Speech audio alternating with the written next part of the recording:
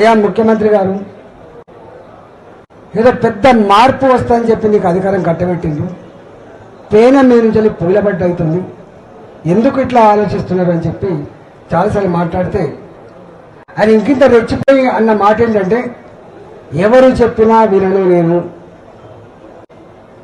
నాకు నేనే నిర్ణయం తీసుకుంటా, పక్కా కూలగొట్టవలసిందే, మొత్తం బుల్డోజర్లు పెట్టవలసిందే, అడ్డమచ్చినోని బుల్డోజర్ కింద తొక్కవలసిందే, కూలగొట్టవలసిందే. ఇది ఆయన స్టేట్మెంట్.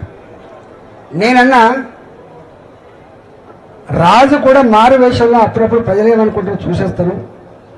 సరే నువ్వు రాజు కాకపోవచ్చు కానీ నీ కింద ఇంటెలిజెన్స్ వ్యవస్థ ఉంది, వాళ్ళైనా నీకు చెప్పుంటారు కదా ఇక్కడ ఇట్లా ఉంది అని చెప్పి చెప్పుంటారు కదా, ఎందుకు మీరు వింటలేరు అని చెప్పి మళ్ళా ఇట్లా స్టేట్మెంట్ నడుస్తూనే ఉంది. నడిస్తే ఆయన అన్నాడు, మళ్ళీ నేను ఎవరు చెప్పినా వినను అని. నేను అప్పుడు ఒక స్టేట్మెంట్ ఇచ్చిన, ఎవరు చెప్తే వినని వాణ్ణి, ఎవరు చెప్పినా వినని వాణ్ణి ఆయన నాయకుడు అనరు, మనిషి అనరు, సైకో అంటారు అని చెప్పాను. సైకో అంటారు అని చెప్పాను.